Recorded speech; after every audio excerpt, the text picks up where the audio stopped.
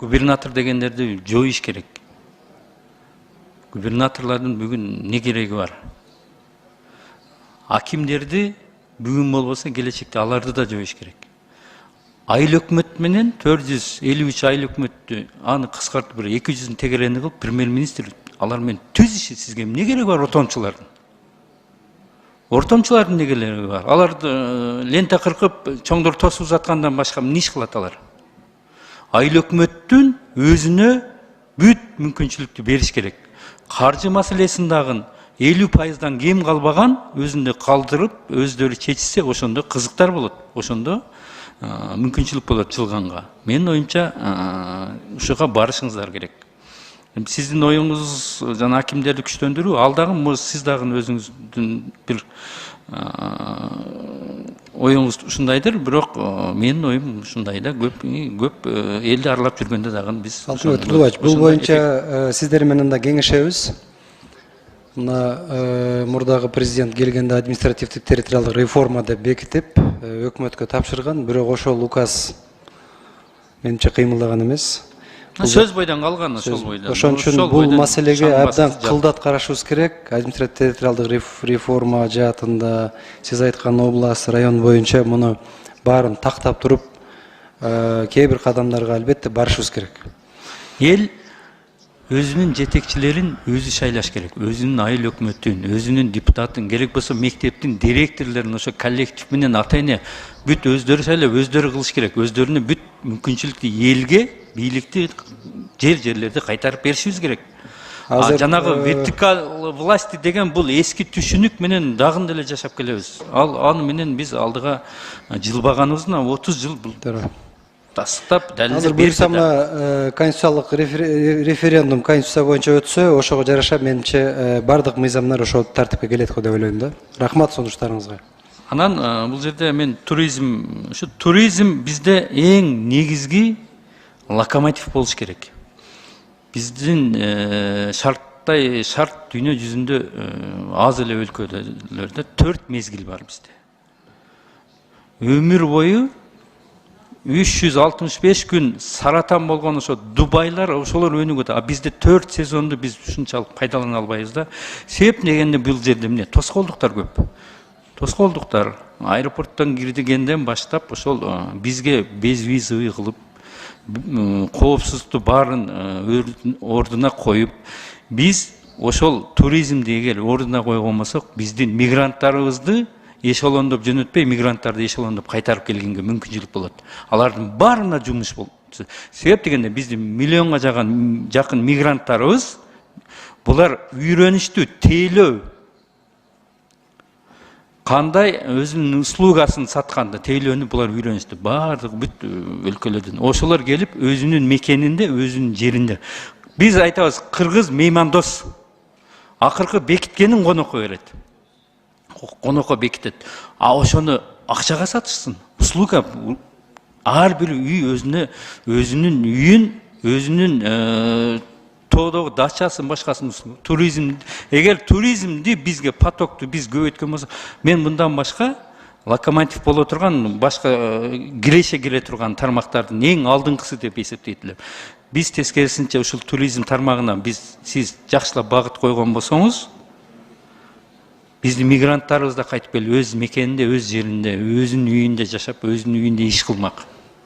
Алтынбек Турдубаевич, бул туризмге сиз кечээ бул туризм аз эч жерде көрбөй атам. Бул туризм өгөйлөнүп, ал жака тыгабыз, бул жака тыгабыз, ар жака дайым ушундай болуп тебилип келет. Негизги нерсе бул азыркы күндө турган жери маданият жакта турган үчүн министрликте аты турганы менен, бирок тилекке каршы жыйынтыгы азыраак болду. Азыр ошо экономикалык блокко кирсе, сиз айткан жанагы бүт ошо мындай бул чоң кириши дагы да.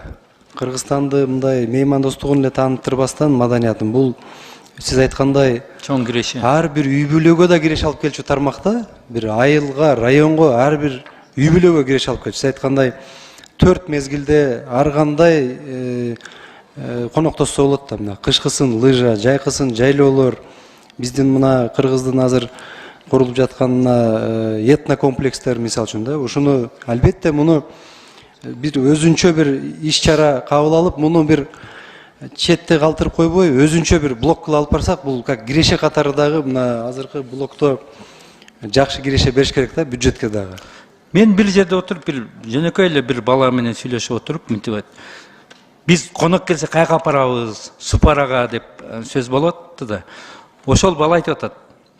Вес Кыргызстанды Супара кылса болот деп. Эмне үчүн болбойт экен? Вес Кыргызстанды. Эмне таш, жыгач, жөнөкөй, этно ушундай багытта өкмөт ушундай программалар, ушундай нерселер менен архитектура бүт бар.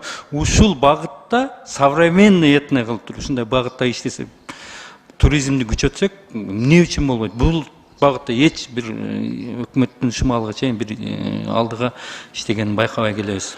Алтараш, мен муну азыр жазып алдым. Бул боюнча мына Улукбек Тойчуевич да угуп атат азыр.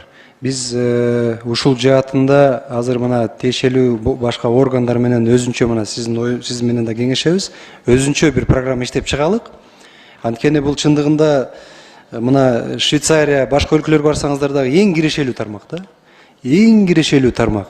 Эми биз ушунун кесепетинен азыр ушунун эсебинен мына бизге келген конок аэропорттон эле кыйналып баштайт да. Мына өзүбүз деле келип туруп жөнөкөй эл катары өтсөк, очередте турабыз. Баягы как будто груз менен келгендей турабыз да. Жөн жаран катары дагы бир топ убакыт өтөбүз да. Ушул жерден баштап кайра чыгып кеткенге чейин баягы мен Арменияда болуп келдим күзүндө. Таксиске отурсаңыз дагы аябай мактайт экен. Кичипейил, биз бүт ушул боюнча техникумдарда, башка жааттарда окутушубуз керек да, керек болсо. Конокту кантип тосуудан баштап узатууга чейин. Бүт шарт түзүшүбүз керек. Эгерде азып мына программага кирсе буюрса, анда мен ойлойм жана этно комплекстерди кургандарды башында бир аз салыктан да бошотуу жактарында караш керек да, жанданып кеткенге чейин. Сиз менен муну бир иштеп чыгалык, Кудай буйрса. Биз эми айтпайлы, мына Грузияны, Туркияны, өнүккөн өлкө, мына кошуна Өзбекстанды азыр эле көргүлө.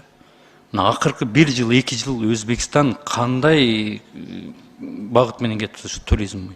Биз калып кетебиз. Биз тез аранын ичинде бир аракет, биз 3-чү тил англис тилге биз басым коюшубуз керек. Ушул жагында чечимдерди кабыл алып, биз тез аранын ичинде мына IT технология, айтишниктер азыр граница жок аларга. Үйүндө отуруп, японский же американский компанияларда отуруп, бир семья 10 гектар жерди иштеткенден бир компьютер менен, ноутбук менен ошондон көбүрөөк пайда таап атышат. Бул ушул тармактарда биз артта калып атабыз, артта. Биздин цифровизация такыр бүтпөй койду. Биз эски түшүнүк менен, эскиче эле аракет менен иш болуп атат да. Биз жаңы жол бар экенин биз көрүп туруп ошого салбай эски менен эле кайра эле ошол чыгыр менен айланабыз да. Жашоо деңгээли, жашоо кымбатчылыгы мына 2 жыл мурда 200 сом тегерегинде болсо бүгүн 400 сомдон ашты. 500 сомго жакын, 450 сом. Кыргызстанда икра кымбаттаса түшүнсө болот. 93% биздин тоолуу өлкөдө этибиз ушунчалык чок болуп атканда, бул тармактарда биз такыр биз туура эмес багытта кетип атканыбыз биз түшүнүп моюнга алышыбыз керек да. Ушул багытта иштешибиз керек. Ушул багытта сиздер командаңыздар ар бир өзүнчө бирок ошол эле маалда. Мен эми азыр сындай албайм, азыр ишиңерди көрөбүз, анан кийин айтам. Реформа 100 күндө ишке ашпаган реформа 1 жылда ашпайт. Ыкчам 100 күндүн ичинде силер эгер бир жыйынтык бере албасаңыздар, анда ошол эски өкмөттөй эле болуп каласыздар. Мен аны каалабайт элем, ошо эски өкмөттүн кейпин кийгенге.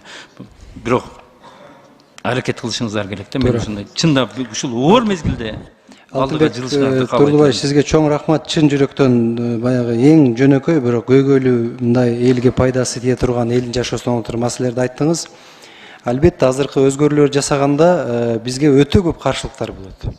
Өтө көп субъективдүү, объективдүү каршылыктар болот. Мына агенттиктерди кыскартууда, фонддорду, ушул жакта эгерде сиздер бизди мына ушундай азыркы тартипте колдоп берсеңиздер, биз ыкчам бүтүрөбүз. Анткени биз кичинекей өлкө, баягы принцип менен азыр барбасак, албетте баягы көңүл, башка маселе каралбайт да. Ушуну сиздерди мен ушу жерден Государство плохой менеджер дегенди уже түшүнүшүбүз керек да. Мамлекет жумуш ордун түзүп бере албайт. Мамлекет шарт түзүш керек. Менчиктер өздөрү түзөт. Ошол эле багыта туризм, башка бүт багыт алардын колун, бутун чечип, текшерүү органдарын азайтып, экиле текшерүүчү орган болуш керек. Өзүңүз билесиз, счетный палата, бул счетный палата бюджеттин, мамлекеттин акчасын, экинчи налог, салык инспекциясын. Болду, калганын кереги жок.